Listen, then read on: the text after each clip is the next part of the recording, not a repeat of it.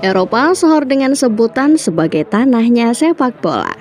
Dari daratan berjuluk benua biru lahir sejumlah klub raksasa serta para pelatih hebat. Namun Eropa tak selamanya superior. Buktinya ketika beberapa pelatih asal benua biru diminta melatih tim nasional di Asia, mereka tak selamanya bisa memberi hasil positif. Sejumlah pelatih Eropa tampak kesulitan menangani negara-negara di kawasan Asia. Beberapa dari mereka yang gagal bahkan punya nama besar dan reputasi mentereng di karir sebelumnya. Kalian penasaran siapa saja pelatih Eropa yang gagal di Asia? Starting Level List kali ini telah merangkum daftar 8 pelatih asal Eropa yang melempem di Asia. Branko Ivankovic. Daftar ini kita buka dari pelatih yang baru saja dipecat timnas China, Branko Ivankovic. Ivankovic yang dahulu pernah bermain untuk klub Kroasia, Vartex, dicopot dari jabatannya setelah timnas China gugur di putaran ketiga kualifikasi Piala Dunia 2026 zona Asia. Pelatih berusia 71 tahun banyak dikritik karena buruknya permainan timnas China di bawah asuhannya. Ivankovic sejatinya punya torehan emas ketika pertama kali datang ke Asia. Ia adalah pelatih yang membawa timnas Iran rebut posisi ketiga di Piala Asia 2004. Ivankovic juga berhasil meloloskan Iran ke Piala Dunia 2006 yang pertama sejak 1998. Sejak saat itu, Ivankovic banyak menukangi klub-klub Asia. Sayangnya, ketika mendapat kesempatan melatih tim nasional lagi, yakni menangani timnas Oman pada 2020, Ivankovic gagal menampilkan permainan terbaiknya. Oman gagal lolos dari fase grup Piala Asia 2023 tanpa sekalipun meraih kemenangan. Ivankovic dipecat setelah turnamen itu.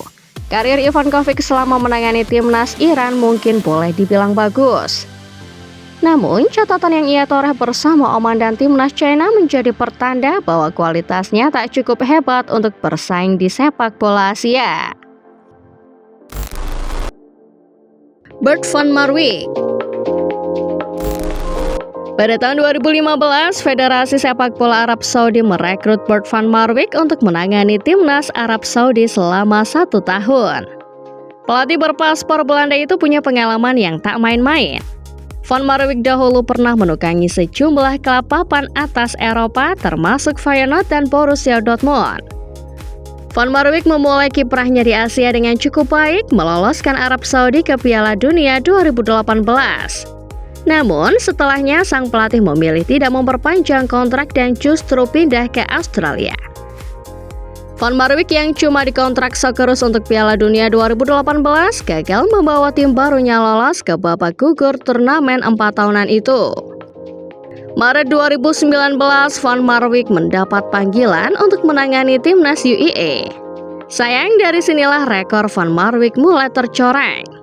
Pelatih kelahiran Deventer Belanda itu dipecat hanya 9 bulan setelah ditunjuk, menyusul kekalahan UAE melawan Qatar di Piala Teluk Arab. Setahun setelah dipecat, Van Marwijk kembali ditunjuk oleh Federasi UAE. Namun sang pelatih kembali dipecat tak lama setelahnya. Van Marwijk sempat dibantai 5-0 oleh Qatar di Piala Negara Arab 2021. UAE besutannya juga gagal lolos ke Piala Dunia 2022 yang akhirnya membuatnya dicopot dari kursi pelatih. Patrick Kluivert. Mungkin tak pernah ada dalam sejarah seorang pelatih yang bahkan belum bertugas dicap sebagai tim kepelatihan terbaik bersama dengan para asistennya. Tapi itu terjadi di Indonesia. Patrick Kluivert dengan segala nama besarnya sebagai seorang striker legendaris disambut bak pahlawan oleh Federasi Sepak Bola Indonesia (PSSI).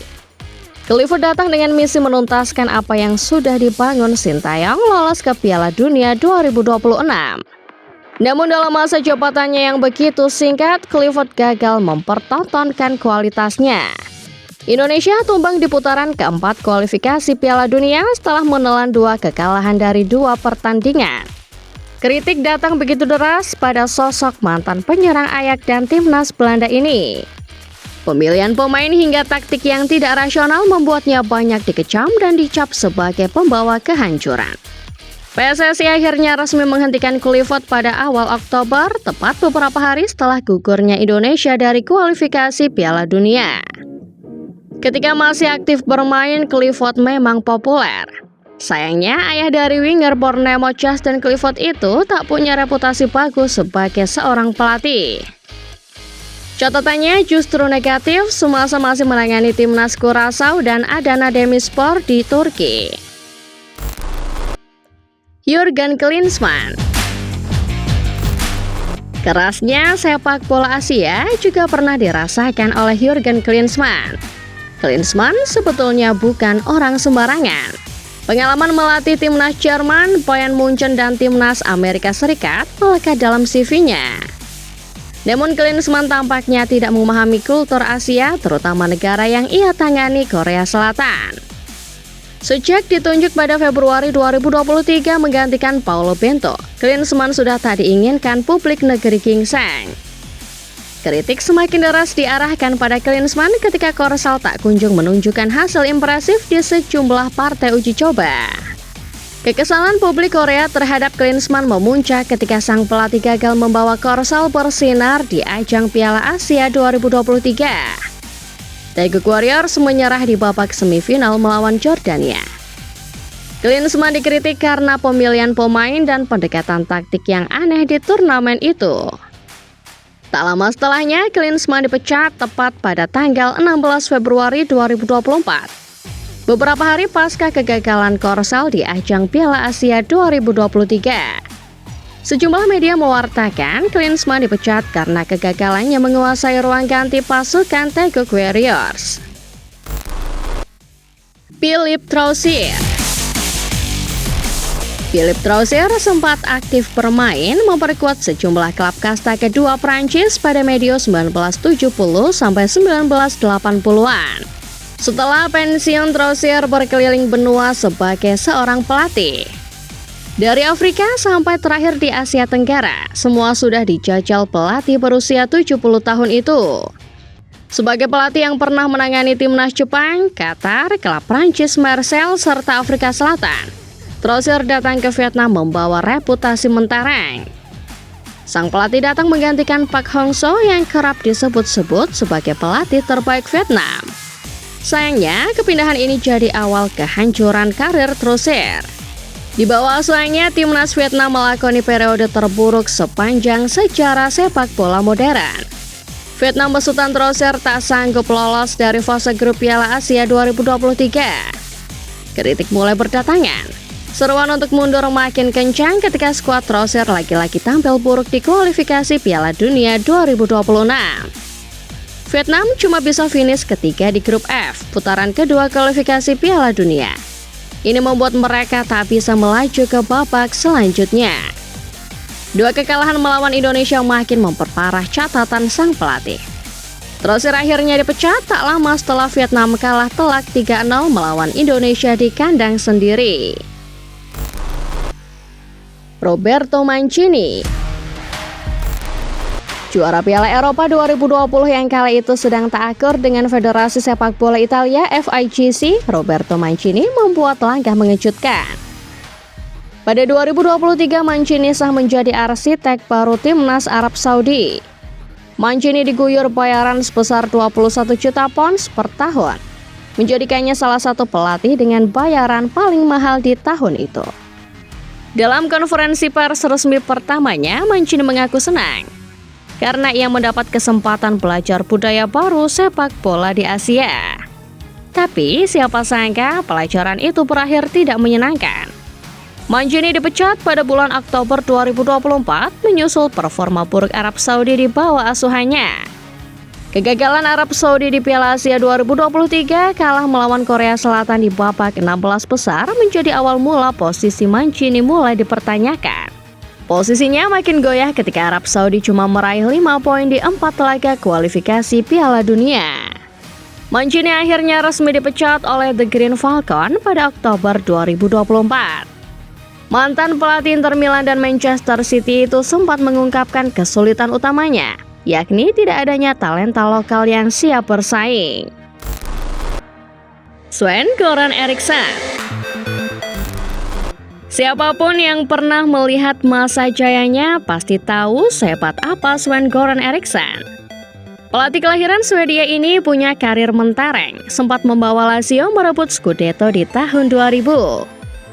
Ia juga pernah menangani timnas Inggris yang bertabur bintang seperti Frank Lampard, David Beckham, dan Steven Gerrard. Pada tahun 2018, atas rekomendasi Direktur Teknik Scott Cooper, timnas Filipina membuat langkah berani. Mereka mendatangkan Eriksson untuk mengangkat pamor baik di Asia Tenggara maupun di Asia secara global. Eriksson dikontrak singkat cuma untuk Piala AFF 2018 dan Piala Asia 2019. Sayangnya, rekor manajerial mentereng Eriksson tidak banyak berguna. Tidak ada perubahan besar yang ia bawa ke Filipina. The Skulls gugur di semifinal Piala AFF 2018 melawan Vietnam. Mereka juga tersingkir di babak grup Piala Asia 2019 tanpa sekalipun meraih kemenangan. Setelah kontraknya habis, Federasi Sepak Bola Filipina memutuskan tak memperpanjang masa bakti Eriksson. Sang pelatih legendaris itu pergi dari Asia, sayangnya tanpa membawa perubahan apapun untuk Filipina. Dick Advocaat. Nama Dick Advocaat belakangan kembali naik daun setelah timnas Curaçao asuhannya hampir memastikan diri lolos ke Piala Dunia 2026. Ya, soal CV dan pengalaman tak ada yang meragukan Advocaat. Juru taktik asal Belanda itu punya rekam jejak bagus menangani sejumlah klub elit termasuk timnas Belanda. Sayang, 30 tahunan berkiprah di dunia kepelatihan Asia tampaknya bukanlah kawasan yang bersahabat buat Advocaat. Pelatih yang kini berusia 78 tahun itu pernah punya memori kelam tepatnya ketika ia menangani timnas Irak. Advocaat datang dengan reputasi besar pada 2021. Misinya kali itu jelas meloloskan Irak ke Piala Dunia 2022. Namun sayang, reputasi mentereng Advocaat tak mampu membawa Irak berjaya. Dari 6 laga yang dimainkan, Irak asuhannya tak pernah sekalipun menang. Advocaat akhirnya memilih mundur pada bulan November 2021, 3 bulan setelah resmi ditunjuk.